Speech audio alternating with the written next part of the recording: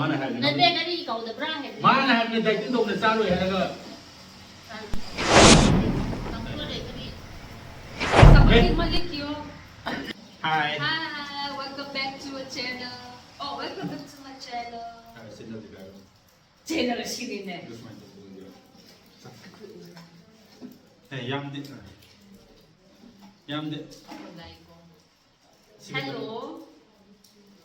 Hub. 나무. 문대빵 건배가지고 내는 것 같아. 그다음.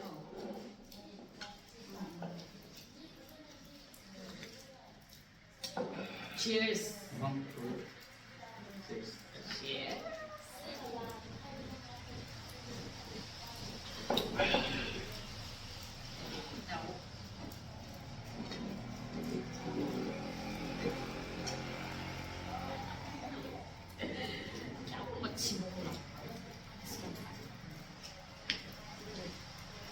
Mình sao rồi? Lâu như lâu mình nhắm miêu cùng.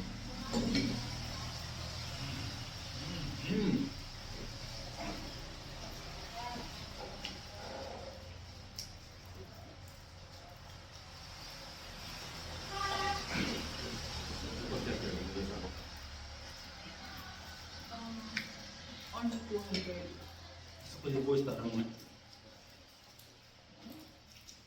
Could you take part of that?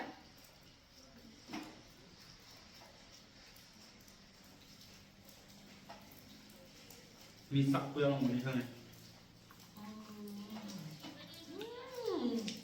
Không mong được được.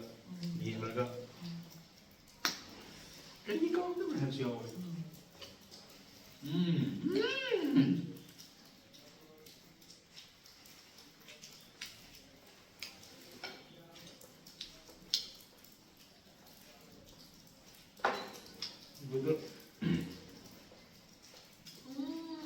Udah pergi harga.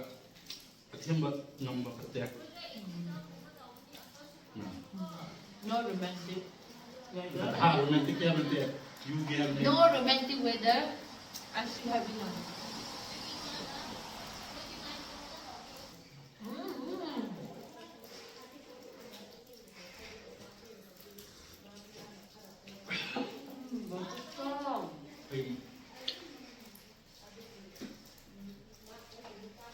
Vừa sau memory yok da.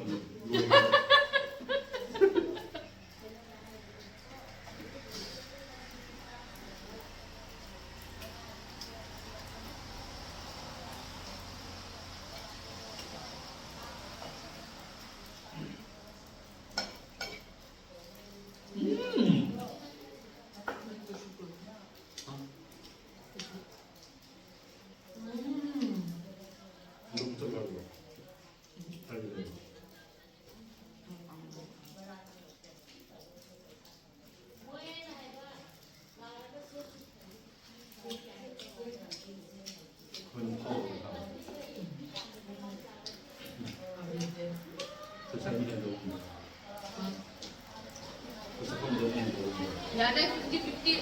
Hey, buồn nè. Anh đưa Ai idea nè. Ai. anh đưa được. Ai chia. Anh tìm bơ của anh. Anh được bơ. Anh được làm. First time jam ne kay bro hit bro to waro bi ganu. Dạ, dạ. Bây giờ liam nó gần phụ với mi jam này liam một pi pi. Anh phải đi rồi. Mình ngay đó để lên năm video rồi. Ra được năng sự thay. Ilalagay na ba na siya? This is 20 rupees! Oh my God. Nhìn ra cũng sao được nó sao được đẹp. Lagi kalau main. Anh Tapi kalau Mana hai Nên bên nó đi cầu tập ra hết. Mana hai người dạy tiếng Đông là sao rồi hay là Ay, malik yun. Lagi pinili suliru na to.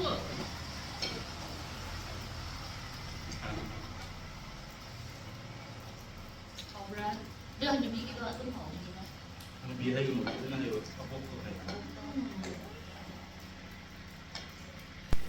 Sakit obra. Dahil ko na. Ito ang gusto naman. Mama, sini am chibes nu bije. Sorry. Muro tayo na. Muro kapran bukas ka. Abe. Kasi mas lang ito. Ay, dahil ka sabi Eh, one. Asmi ang sak ni sana. Dahil ka siya na kung yun mo. Ano siya? Hindi na muro habo hai lam de. Ay, sa pande. Nang sipa na muro say bai taming mo kilo na. Nang ipang mo na tama. Ay, sige. Jam si ko isa sa pok ko. Ano ba? Wala na. Ang mo dalo ka. Sabi niya ka. Ay, gabok na 84, 86 friend muro ko di ko sa alin. Kan ta ay hen na.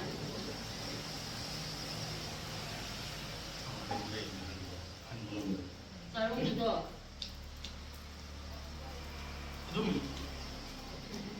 Like subscribe daw yun. Kasi introduction daw ko yung Mas pretty na single ni Marlon.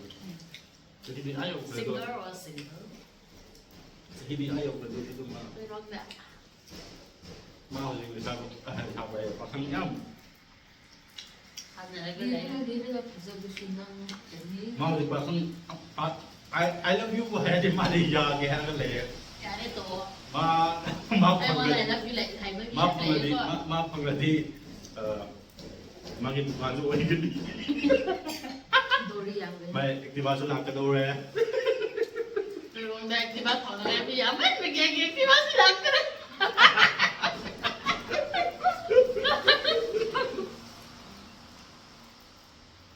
Gitar si Dina ka din. Gitar. Dahil di pa na. Dahil hindi mo yan, gitar ni Tawin tat May ba? string, no? Mga string tat ba? Ang mga tat pa na yan, punta tat pa. Ang sa memory lang daw eh. Matumot ka. Ano na dyan ba? Swati ka.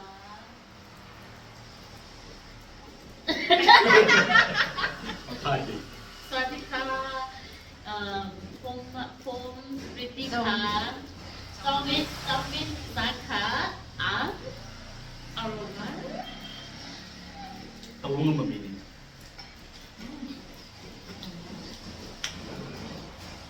Ako lang sa Liam na gusto sa ating Liam. Okay lang. Dapat na rin mo yung patapin. Behind the scene, no? Kaya nga mas hana tulak rin. Ito, palit. Ito, tawag rin. Sumantap, sumaga. Sabi ba? Si Matek sabi pag dapat nila yung iba.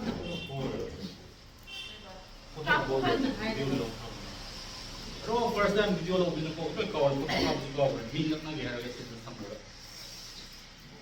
Pero nasa video doon lang ra. Ado mo kontara mo din. Thank you for watching. Bye-bye. See you in next episode. Natri na na oras back ra ulit na. Over smart ka web. Ang asi dum web nito, asi nagtagyan. Noy. As is over smart na ulit. Smart na ulit. Sa manasa mo nga.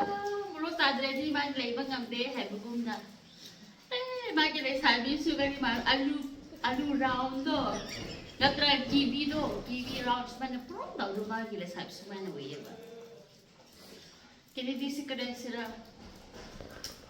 Alu ka punta ka mo di ba? Mamasag ta.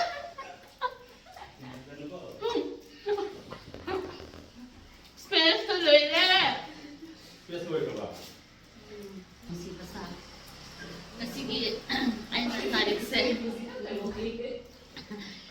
paratha ni si akwe dui khamradi ai haizage sigi matangsu haibdi asi forest lamkhai khamramni sandil da laiba natraga sandil da laidaba koi karong da khange pale da khange kadai ni lakpan noina khangdi khanghan jading ma madi forest lamkhai japo asi kaino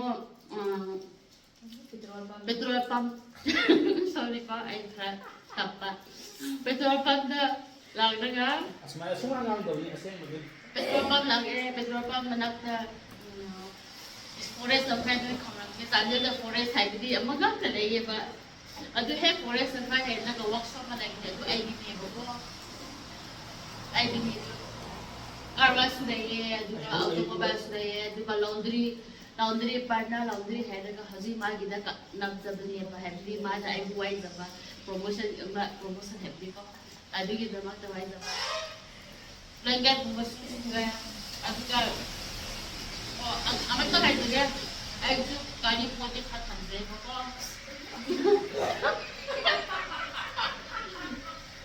abi ade kharab ni nom na se ba gina kali pote khatam de suna ni khaba ngam de ilang matang siga posi atum kuba lang sit na sa ingam na ba aduge posu kharab huwe purok su saman ni ta ga adu managda parna hairaga parna gi laundry haibni moi parna sikari biningra thamde moi mun sangni ba ko adu moi na kaino laundry gi blanket su bare aduga ironing steaming gumalwe male adu mathakta no hauji nong jubdi na ko noi pose subang amroi adugi asma mon da piyo kasi sugani ngasi to kamlani ba pansa su ya amroi haibdi na wa ana sumai kam hanang numit aku mari tangdo mo dati no mada karudo laidro dunia ba adu ya re ai like ani adu khara henda ganja